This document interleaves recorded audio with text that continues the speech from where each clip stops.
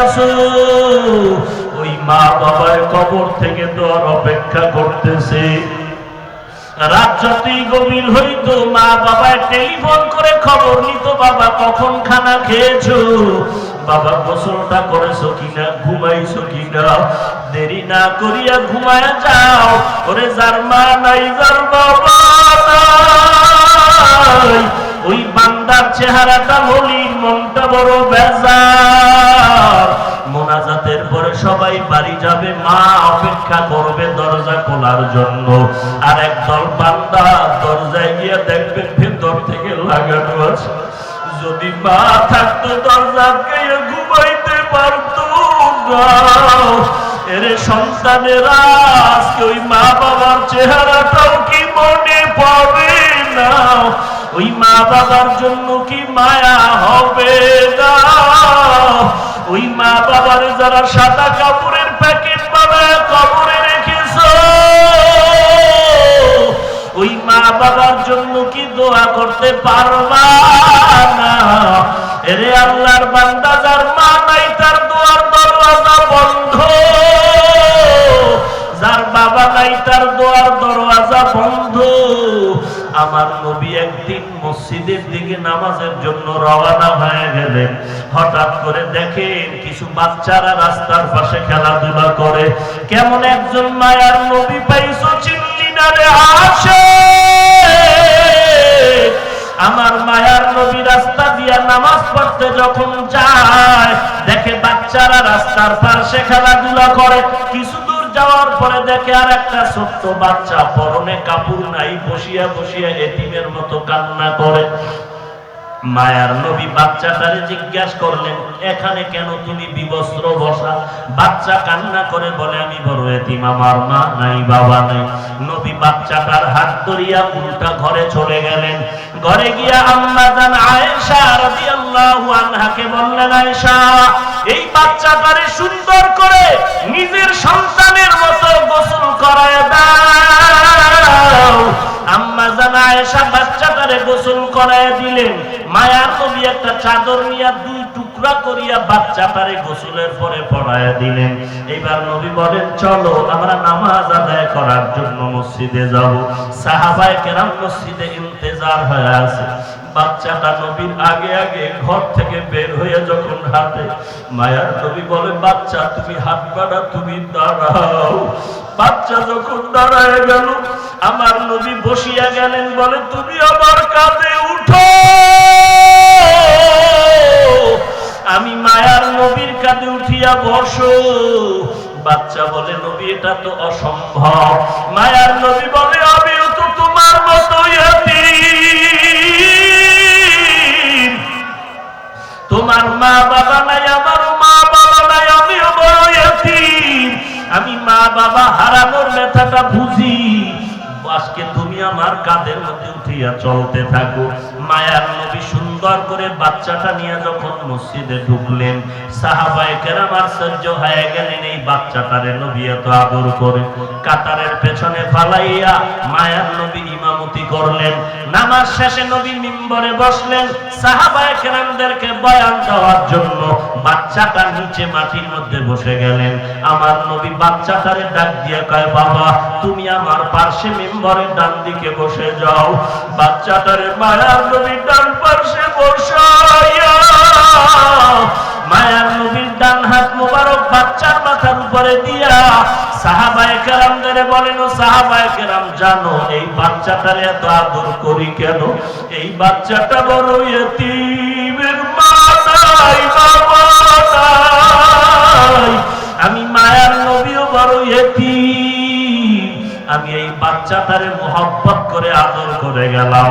উম্মতেরে জানায় দিও, এতিমদের যারা মোহাব্বত করবে তারা আল্লাহর কাছে বড় দামি হয়ে যাবে।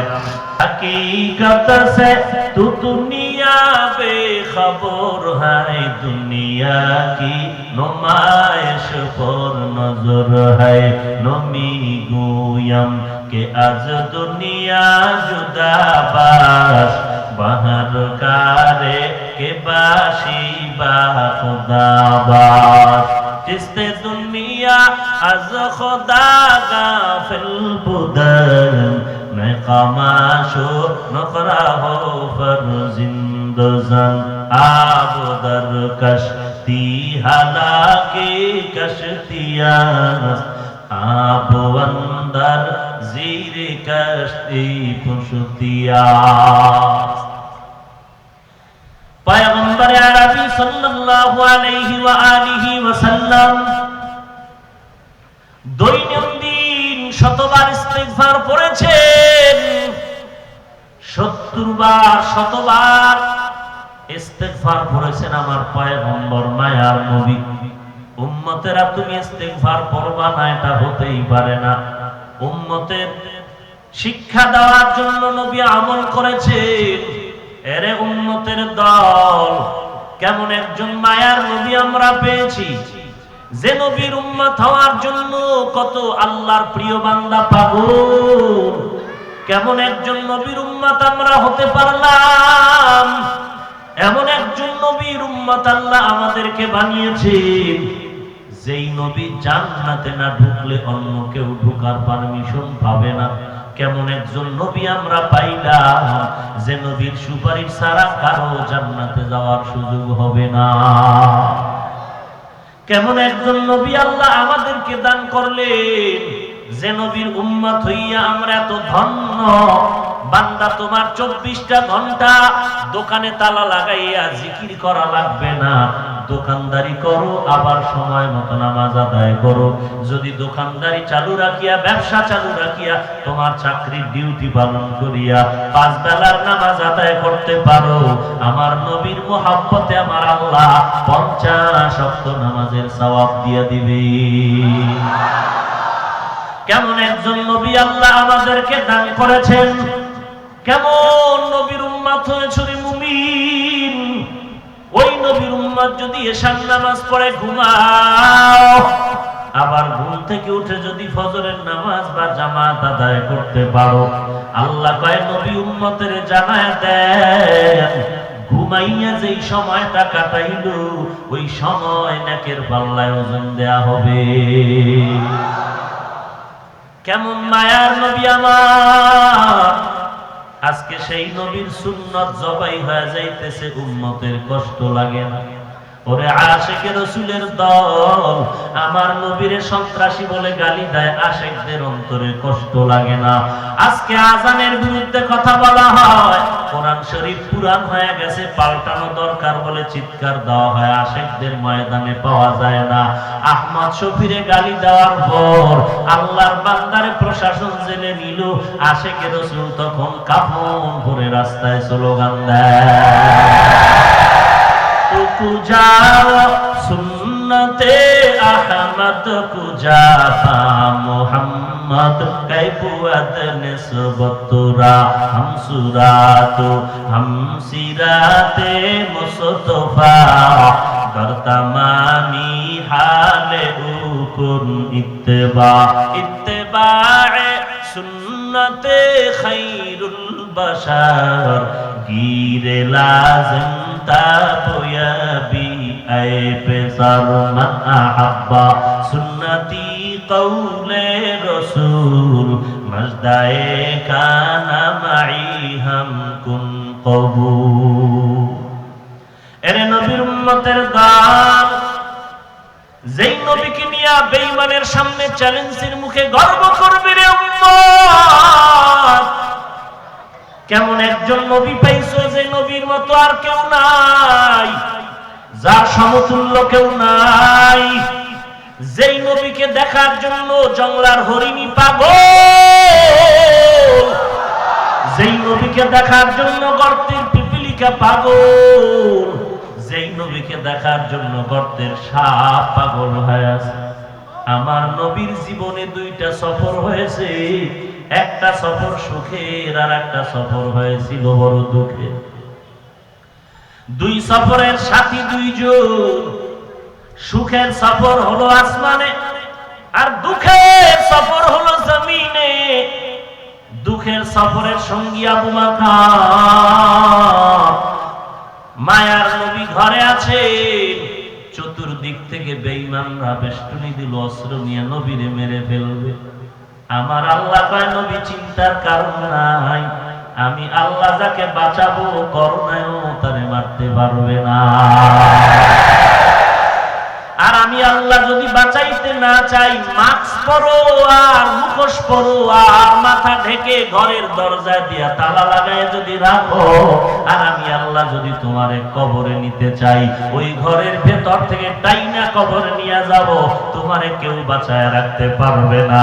আর আমি আল্লাহ যদি বাঁচাইতে চাই, তখন আর মাস্ক বুঝি না, গরম বুঝি না, ঘাম বুঝি না, ধাক্কা ধাক্কি বুঝি না, এক কাতারে দাঁড় করাইয়া জুবায়ের আনসারী জানাজা আর হাফাজারি হযরতের জানাজায় হাজির করাইয়াও সুস্থ রেখেছি। हकीकत से तू दुनिया पे खबर है, दुनिया की नुमाइश पर नजर है, नमी गुयम के आज दुनिया जुदा बाश बहर कारे के बाशी बाखदावा। ভাইরা আমার, আমাদের কপাল কত ভালো, এই জন্য আমরা নিয়ামত পেয়ে শুকর আদায় করি না। যদি করতাম তাহলে মুরব্বীদেরকে মাথার মুকুট মনে করে দোয়া করতাম, মোবাইলটা ওপেন করে ফেসবুক খুলিয়া আঙ্গুল দিয়া গুনাহের কাজ করতাম না।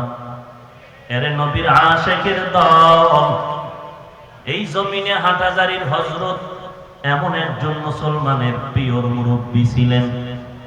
দুনিয়া থেকে চলে যাওয়ার পর উম্মতেরা হতাশ হয়ে গেল, আমাদের এখন কি উপায় হবে, কে আমাদের দিক নির্দেশনা দিবে?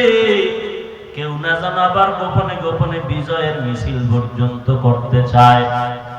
আরে উম্মতের চোখের পানি যখন পড়া শুরু হয়ে গেল, আল্লাহ পাক দেশের শীর্ষস্থানীয় উলামায়ে হযরতদের সঠিক পরামর্শের মাধ্যমে এমন একজন মুরব্বী আল্লামা আহমদ শফি রাহমাতুল্লাহ আলাইহির স্থানে বসায়া দিলেন।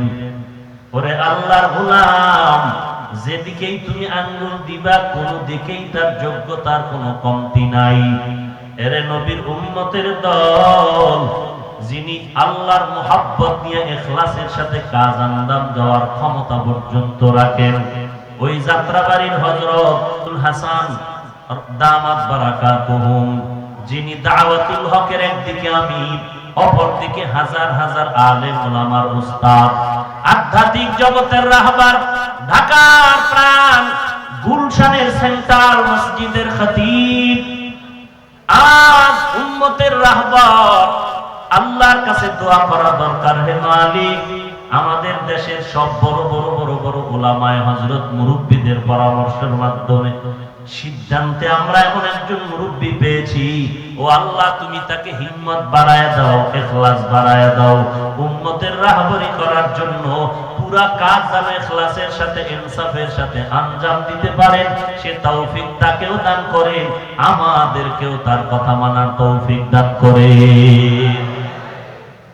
এটা হলো মুসলমান আমাদের এখন করণীয়, দোয়া করা, দোয়া দোয়া দোয়া, দোয়া ছাড়া কোনো পথ নাই।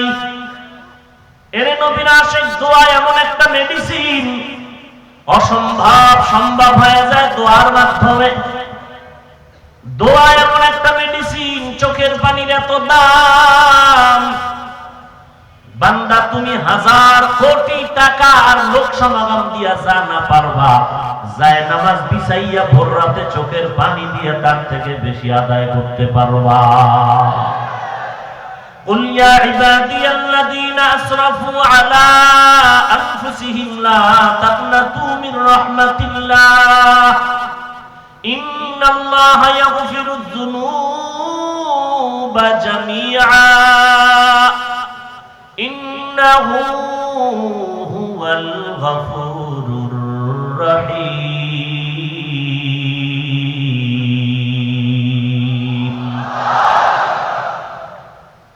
সাথে সাথে আমরা দোয়া করব, আবেগে চিল্লানো যাবে না, সাবধান।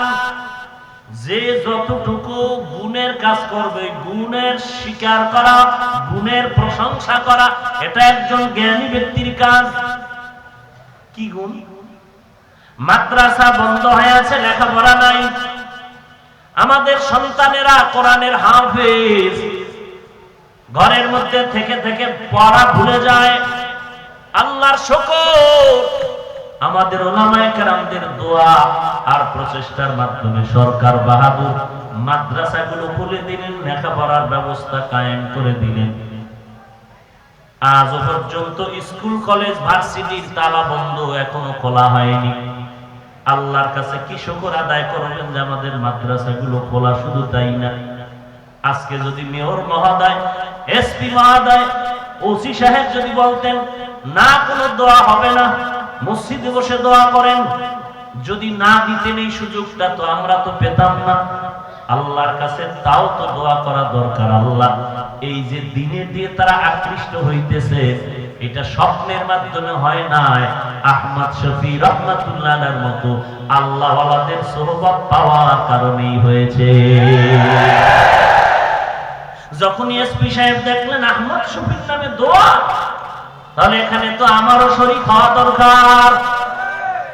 সরকারও চিন্তা করে, মেয়র মহোদয় চিন্তা করেন, সবাই চিন্তা করে যেখানে অনেক ওলামায়ে কেরাম আসবে, 2 ফোঁটা চোখের পানি পড়বে, মাদকটির জমিনটা ধন্য হয়ে যাবে। আর একজনের চোখের পানি আর কান্না আল্লাহর দরবারে যদি কবুল হয়, সকলের দোয়া আল্লাহ কবুল করে নিবে। অতএব আমাদের দোয়া ছাড়া কোনো পথ নাই। দোয়ার জন্য 1 নাম্বার কাজ হলো চোখের পানি। কিন্তু বড় দুঃখ, আজ কান্না নাই। কপাল এতই যে খারাপ, নিজেও কাঁদে না, যারা কান্না করে তাদেরকেও সহ্য করতে পারে না। বলে এত কাঁদো কেন, এত কান্না কেন, এত কান্না কেন? আমি বলি রে কপাল পরা মুসলমান, তুমি প্রশ্ন করো ওয়াজের প্যান্ডেলে মানুষ কান্না করে কেন?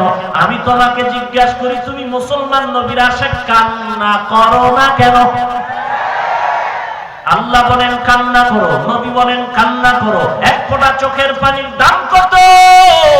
1 ফোঁটা চোখের পানি যদি ছেড়ে দাও, আল্লাহ তাআলা 1 ফোঁটা চোখের পানির বরকতে জাহান্নামের আগুন হারাম করে দিবে। আজকে কান্না নাই। আল্লাহর কিছু বান্দা জমিনে আছেন যারা কান্নার বয়ান করে, মানুষের চোখের পানি পড়ে, পুলিশে আসামি ধইরা 2 বেত দিয়ে বাড়ি মারে, বেত্রাঘাত করে, এরপর আসামির চোখে পানি আসে না। অথচ একজন আল্লাহর ওলি স্টেজে বসে কোরআনের আয়াত পড়ে বয়ান করে, 200 হাত দূরে বৈশা যুবক হাউমাউ করে কান্না করে। এই কান্নাটা বেতের বাড়ির কান্না না, এই কান্না হলো আল্লাহর আযাবের ভয়ের কান্না। এখানে যদি কেউ প্রশ্ন করো কান্না করো কেন, আমি বলবো হতভাগা কপাল ভরা, বলো তুমি কান্না করো না কেন? আমার মায়ার নবী কেমন একজন মায়ার নবী! আমার গর্তের পিপিলিকা যে নবীর জন্য পাগল, মায়ার নবীকে মারার জন্য চতুর্পার্শ্ব থেকে আটকায় দিল, নবীকে মেরে ফেলবে। আল্লাহ বলেন বাঁচানোর মালিক কে? মারণের মালিক কে? আল্লাহ মারবেন, আল্লাহ বাঁচাবেন, নবী কোনো চিন্তা নাই। ওয়াল্লাহু ইয়াসিমুকা মিনান নাস, মানুষের চক্রান্ত থেকে আমি আল্লাহ আপনাকে হেফাজত করব। আপনি দেরি না করিয়া সাহাবী আলীরে শোয়া রেডি হয়ে যান, 1 মুষ্টি ধুলা হাতের মধ্যে নিয়ে একটু কোরআনের আয়াত পড়ে দম করিয়া ঘরের চতুর্দিকে ছিটায় দেন। ধুলা বালু ওই বেঈমানদের চোখে লাগবে, চোখের পাওয়ার নষ্ট হবে, আপনি মাঝখান দিয়া নিরাপদে মদিনার দিকে রওনা হয়ে যাবে। কাদের কুদরত দারি বল কামাল, আনতা রব্বি আনতা হাসবি যুল জালাল, তুহি কাদের জলিলুল্লাহ জাহাদার, বহর হালে তুহি মেরা নিগাহদার। আল্লাহর নবী ধুলা বালু হাতের মধ্যে নিয়ে কোরআনের আয়াতগুলো পড়লেন। আল্লাহর নবীর কণ্ঠের আওয়াজ, আল্লাহর কোরআনের তেলাওয়াত যখন পড়িয়া, কোরআনের আয়াত পড়িয়া যখন ধুলার মধ্যে ফু দিয়া দম করিয়া ছিটায় দিলেন, নবী মুহাব্বতের সাথে আল্লাহর হুকুম মতো সামনে আগাইতে শুরু করলেন। পয়গম্বরের তেলাওয়াত এত সুন্দর, বয়ান করা লাগে না, আমার নবীর তেলাওয়াত শুনছে আর বেঈমান কালেমা পড়ে মুসলমান হয়ে গেছে। সেই কোরআনের তেলাওয়াত আজ আমাদের ঘরে নাই। এতদিন বলতো ব্যবসা ঝামেলা পর্ব কখন, ছাত্র বলতো স্কুল কলেজের ক্লাস চলে, কোরআন শিখবো কখন। আল্লাহ কয় 6 মাস ঘরের মধ্যে ঢুকাইয়া তালা দিয়া রাখছি, এখন কি বলবি? এখন কেন কোরআন পড়লি না, কোরআন শিখলি না? কোরআন কেমন মজার, যার তেলাওয়াত শুনলে চোখের পানি বের হয়ে যায়। মক্কা মদিনায় যারা গেছেন দেখছেননি, অথবা ইউটিউবে খুলে দেখবেন, ইমাম সাহেব কোরআন পড়ে আর কান্না করে, মুক্তাদি মুসল্লিরাও পেছনে কান্না করে, আছে না নাই? কোরআন শরীফের তেলাওয়াতে এত আকর্ষণ, কোরআনের আয়াত পড়লে যদি কান্না হয়, ওই কোরআনের আয়াতের ব্যাখ্যা যদি কোনো আমলওয়ালা আল্লাহওয়ালা মানুষের বুঝায়, ওই বান্দার চোখে কেন পানি দূরের কথা, ওই বান্দা আসল হাকিকতের দিকে যদি নজর করে বুক ফেটে কান্না করে মরে যাওয়ার কথা। এরে নবীর উম্মত পয়গম্বর কোরআনের তেলাওয়াত করলেন। বিসমিল্লাহির রহমানির রহিম, ইয়াসিন ওয়াল কুরআনিল হাকীম, ইন্নাকা লামিনাল মুরসালিন আলা সিরাতিন মুস্তাকিম, তানজিলাল আজিজির রহিম, লিতুনজিরা কওমান মা উনজিরা আবাউহুম ফাহুম গাফিলুন, লাকাদ হাক্কাল কওলু আলা আকসারিহিম ফাহুম লা ইউমিনুন, ইন্না জাআলনা ফি আ'নাকিহিম আগলালান ফাহিয়া ইলাল আযকান ইলাল আযকানি ফাহুম মুকমাহুন, ওয়াজআলনা মিন বাইনি আইদিহিম সাদ্দা ওয়া মিন খালফিহিম সাদ্দা ফাআগশাইনাহুম ফাহুম লা ইউবসিরুন। পয়গম্বর আয়াত পড়ে দম করলেন আর বালুগুলো যখন ছিটায় দিলেন, সব বেঈমানের চোখের পাওয়ার নষ্ট হয়ে গেল। মায়ার নবী ওখান থেকে আস্তে করে বের হয়ে ডাইরেক্ট আবু বকরের ঘরের দরজায় গিয়ে দাঁড়ায় গেলেন। আস্তে করে মায়ার নবীর কণ্ঠে ডাক দিলেন, আবু বকর। সাথে সাথে 1 সেকেন্ড দেরি নেই, জবাব আসলো, লাব্বাইক ওয়া সা'দাইকা ইয়া রাসূলুল্লাহ, আমি হাজির। মায়ার নবী আশ্চর্য হয়ে গেলেন, আবু বকর গভীর রজনী আপনি কি ঘুমান নাই? আবু বকর চোখের পানি ছেড়ে কান্না করে বলেন, ও মায়ার নবী, বহু আগে আপনি আমাকে কানে কানে বলেছিলেন হিজরতের পথে সঙ্গী হয়ে যাওয়া লাগতে পারে আপনার, এই কথা আমি আজ ভুলি নাই। যতই ব্যস্ত থাকি আমি আবু বকর রাতের বেলা ঘুমাই না, দরজার কিনারায় দাঁড়ায় অপেক্ষা করি মায়ার নবী কখন এসে আমাকে ডাক দিবে। আর আমি যদি ঘুমায় থাকি, সারা না দেই, আমার নবীর উপরে দুশমনের হামলা হবে। এই জন্য আমি নবী আপনাকে মোহাব্বত করে সারা রাত অপেক্ষায় থাকি, একটা সেকেন্ডের জন্য ঘুমাই না। নবী চোখের পানি ছেড়ে দিলেন, এটাও কি সম্ভব? আবু বকর চোখের পানি ছেড়ে বলেন, ও পয়গম্বর, আমি আবু বকর একা ঘুমাই না, শুধু তাই না, আমার ছোট মেয়ে আসমাও ঘুমায় না। মায়ার নবী আসবে, সফরে যাবে, লম্বা সফর, মদিনা বড় লম্বা সফর। মায়ার নবীর ক্ষুধা লাগবে, আমার মেয়ে আসমা নাস্তা বানায় অপেক্ষা করে। মায়ার নবীকে নাস্তা দেওয়ার জন্য ঘুমায় না, নবী কান্না করে, এটাও কি সম্ভব? আবু বকর চোখের পানি ছেড়ে কান্না করেন আর বলেন, ও পয়গম্বর, ওই খুঁটির গোড়ায় তাকায় দেখেন আমাদের ওই উটও ঘুমায় না। মায়া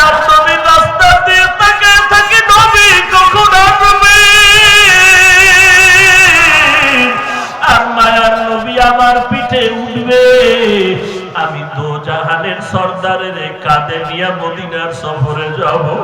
মায়ার নবী আল্লাহর দরবারে চোখের পানি ছেড়ে দোয়া করলেন, ওরে মালিক, আবু বকরের দেওয়ার মতো কিছুই নাই, তবে তোমার কাছে আমার দোয়া। এই আবু বকর আমার সাথে সফরে রওনা হয়ে গেল। এই সফর মদিনা পর্যন্ত না, আবু বকরের সফর শুরু হয়েছে আজকে মক্কা থেকে, এই সফর মদিনা পর্যন্ত না। আবু বকরের সফর সঙ্গী হয়ে থাকবে জান্নাতের মেহমানখানা। এরে নবীর আশিক উম্মতের দল, এইবার আবু বকরকে নিয়ে নবী মদিনার পথে রওনা। বাইতুল্লাহর কিনারা দিয়া যখন যায়, কাবার গিলাফের সামনে গিয়ে চোখের পানি ছেড়ে নবী কাঁদেন আর ডাক দিয়া কয়, রে কাবা, আমার মনে চায় না আমি তোমার ছেড়ে আমি মদিনায় যাব, কারণ এটা আমার বাবার বাড়ি, আমার মায়ের বাড়ি, এটা আমার জন্মভূমি, আমি এই জমিনে ভূমিষ্ঠ হয়েছি রে কাবা, আমার বাবার আর পাই নাই, দুনিয়াতে আসি আমি এতিম, আব্বা বলে ডাক দিতে পারি নাই, অল্প বয়সে আমি মা হারাইয়া পাগল,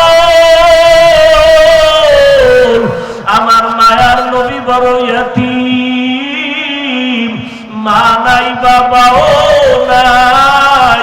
একদিন নবী খেলার মাঠে বসিয়া বাচ্চাদের খেলা দেখতেছে, সন্ধ্যাবেলা দেখে সব সন্তানের বাবারা সন্তানের কোলে নিয়ে ঘরে যায়। মায়ার নবী একবার ডানে তাকায় বামে তাকায়, তালাশ করে আমার বাবার কই। মা আমেনা ঘর থেকে বের হইয়া তালাশ করে আমার সন্তান কোথায়। লোকদের জিজ্ঞাসা করে আমার সন্তান মুহাম্মদের দেখছো নাকি বলো। লোকেরা বলে একটা বাচ্চা দেখলাম কান্না করে আব্বা বলে, তবে কোথাটা ভালো করে জানি না।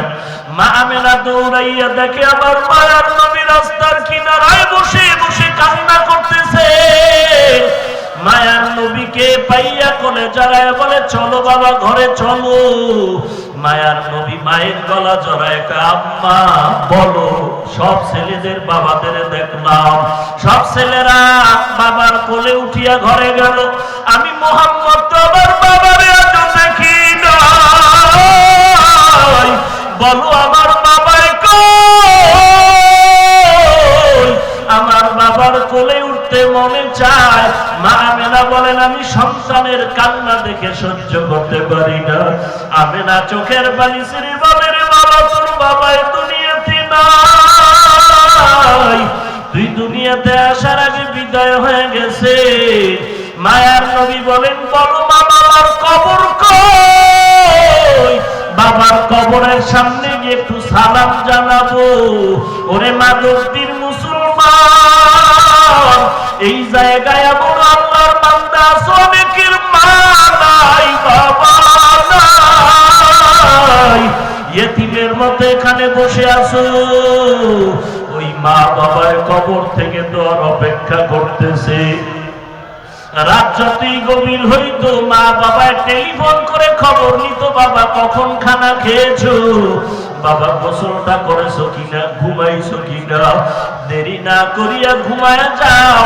ওরে যার মা নাই, যার বাবা নাই, ওই বান্দার চেহারাটা মলিন, মনটা বড় বেজার। মোনাজাতের পরে সবাই বাড়ি যাবে, মা অপেক্ষা করবে দরজা খোলার জন্য। আর একদল বান্দা দরজায় গিয়ে দেখবেন ভেতর থেকে লাগানো আছে। যদি মা থাকতো দরজাকে ঘুমাইতে পারতো না। এরে সন্তানেরা, আজকে ওই মা বাবার চেহারাটাও কি মনে পড়ে না? ওই মা বাবার জন্য কি মায়া হবে না? ওই মা বাবার যারা সাদা কাপড়ের প্যাকেট বানায় কবরে রেখেছ, ওই মা বাবার জন্য কি দোয়া করতে পারবা না? এরে আল্লাহর বান্দা, যার মা নাই তার দোয়ার দরওয়াজা বন্ধ, যার বাবা নাই তার দোয়ার দরওয়াজা বন্ধ। আমার নবী একদিন মসজিদের দিকে নামাজের জন্য রওনা হয়ে গেলেন। হঠাৎ করে দেখেন কিছু বাচ্চারা রাস্তার পাশে খেলাধুলা করে। কেমন একজন মায়ার নবী পাইছো চিনলি না রে আসে? আমার মায়ার নবী রাস্তা দিয়া নামাজ পড়তে যখন যায়, দেখে বাচ্চারা রাস্তার পাশে খেলাধুলা করে। কিছু দূর যাওয়ার পরে দেখে আর একটা ছোট্ট বাচ্চা, পরনে কাপড় নাই, বসিয়া বসিয়া এতিমের মতো কান্না করে। মায়ার নবী বাচ্চাটারে জিজ্ঞাসা করলেন, এখানে কেন তুমি বিবস্ত্র বসা?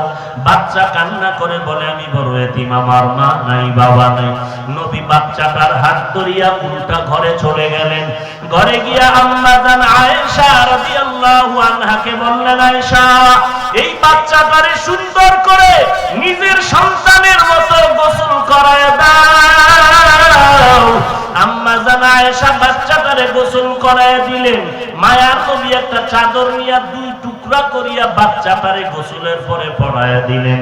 এবার নবী বলেন, চলো আমরা নামাজ আদায় করার জন্য মসজিদে যাব। সাহাবায়ে কেরাম মসজিদে ইন্তেজার হয়ে আছে। বাচ্চাটা নবীর আগে আগে ঘর থেকে বের হয়ে যখন হাঁটে, মায়ার নবী বলে, বাচ্চা তুমি হাঁটবা না, তুমি দাঁড়াও। বাচ্চা যখন দাঁড়ায় গেল, আমার নবী বসিয়া গেলেন। বলে, তুমি আমার কাঁধে উঠো।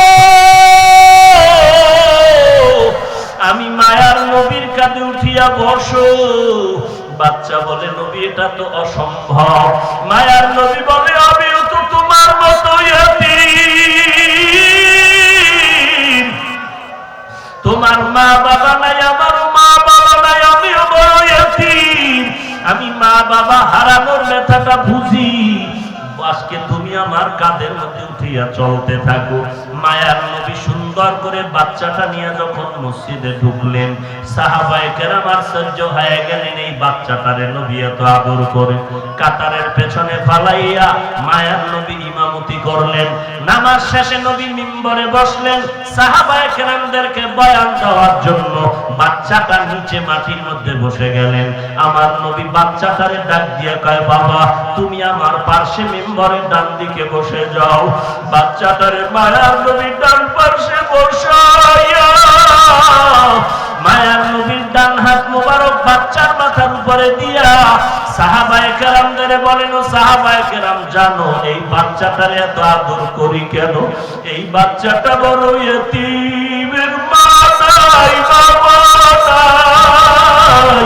আমি মায়ার নবীও বড় ইয়তীম।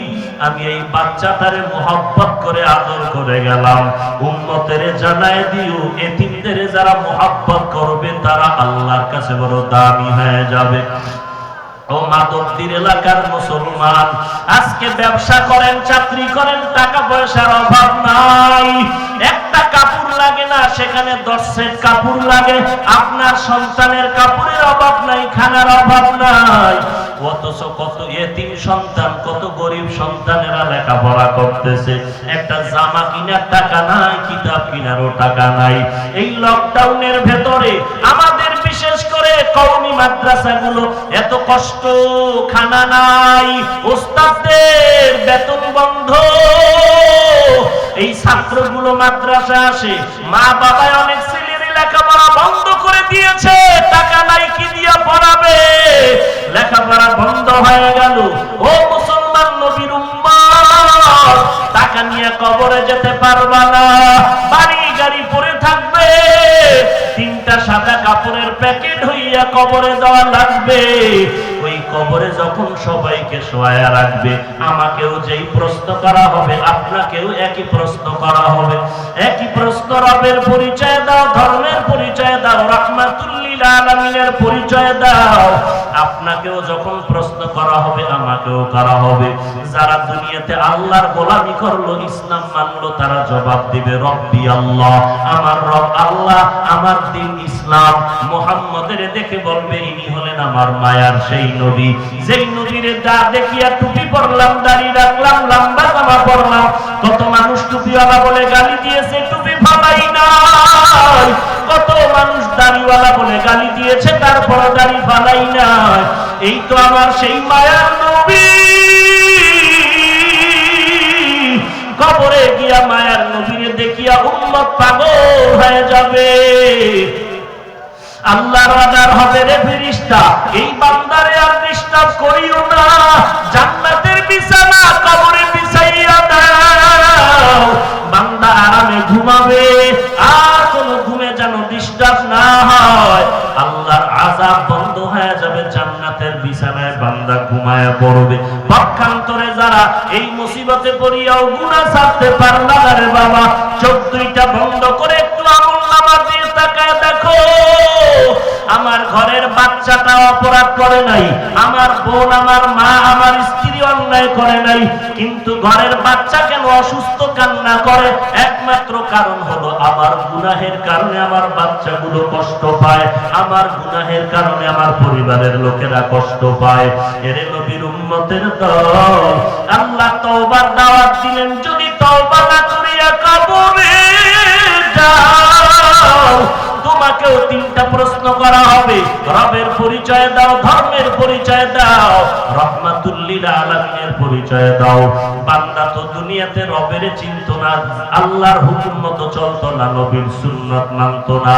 একটাই জবাব দিবে, লা আদরি, লা আদরি, আমি কিছুই জানি না, কিছুই জানি না। তখন আল্লাহ পাক রব্বুল আলামিন বলবেন, এরে রহমতের ফেরেশতা, এরে কবরের ফেরেশতা, এই বান্দাকে আর সুযোগ দিয়া লাভ নাই। আমি আল্লাহ দুনিয়াতে তো কম সুযোগ দেই নাই।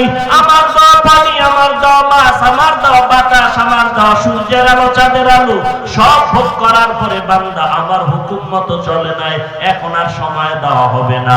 আলেম ওলামারা পায়ে ধরিয়া বলছে নামাজ পড়ো, বান্দা নামাজ পড়ে নাই, এখন আর দেরি করা যাবে না। ও জীবনে যত মজা করছে তার সাজাটা বুঝায় দাও।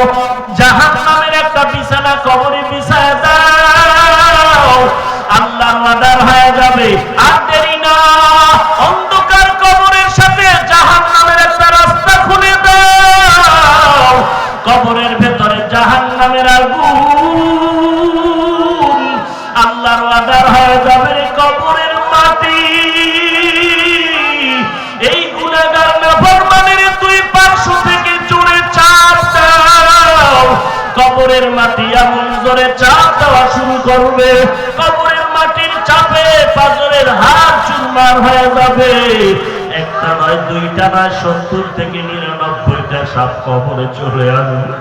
ওরে আল্লাহর বান্দা, একটা সেকেন্ডের জন্য কবরের আযাব সহ্য করতে পারবি না রে মুমিন।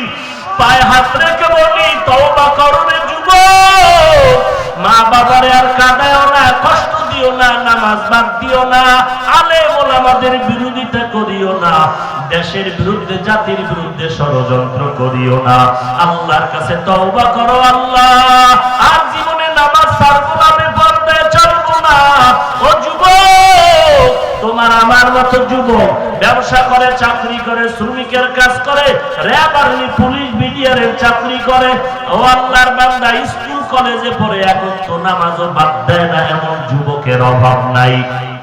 আল্লাহর কাছে তওবা করো। গলায় ছুরি আসবে, মরে যাব, আর নামাজ ছাড়বো না, বেপরদায় চলবো না। আল্লাহ আমাদের খাঁটি তওবা করার তৌফিক দান করেন। আল্লাহ আমাদের তওবার উপরে মজবুত হয়ে চলার তৌফিক দান করেন, আমিন। আলহামদুলিল্লাহি রাব্বিল আলামিন, ওয়াসসালাতু ওয়াসসালামু আলা সাইয়্যিদিল আমবিয়াই ওয়াল মুরসালিন ওয়া আলা আলিহি ওয়া আসহাবিহি আজমাইন। ইয়া আরহামার রাহিমিন,